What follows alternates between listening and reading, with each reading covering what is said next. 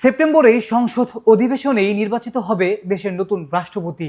বিশেষ অধিবেশন ডেকে রাষ্ট্রপতি নির্বাচন করার মতো পরিস্থিতি তৈরি হয়নি বলে জানিয়েছেন আইন, বিচার ও সংসদ বিষয়ক মন্ত্রী মোহাম্মদ আসাদুজ্জামান।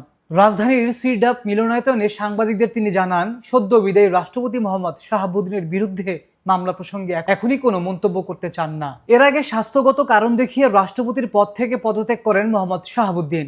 সংবিধান অনুযায়ী তার পদত্যাগের পর স্পিকার হাফিজউদ্দিন আহমেদ ভারপ্রাপ্ত রাষ্ট্রপতির দায়িত্ব পালন করছেন। আইন অনুযায়ী রাষ্ট্রপতির পদ শূন্য হওয়ার 90 দিনের মধ্যে জাতীয় সংসদের মাধ্যমে নতুন রাষ্ট্রপতি নির্বাচিত হওয়ার কথা রয়েছে। 2023 সালের 24 এপ্রিল দেশের 22তম রাষ্ট্রপতি হিসেবে দায়িত্ব নিয়েছিলেন মোহাম্মদ শাহাবুদ্দিন। তবে মেয়াদ শেষ হওয়ার প্রায় 2 বছর আগেই দায়িত্ব ছাড়লেন তিনি। তার দায়িত্বকাল ছিল দেশের রাজনৈতিক ইতিহাসের অন্যতম ঘটনাবহুল সময়। এই সময় সরকার পরিবর্তন, অন্তর্বর্তী সরকারের গঠন এবং নতুন সরকারের শপথের মতো গুরুত্বপূর্ণ ঘটনার সাক্ষী ছিলেন তিনি।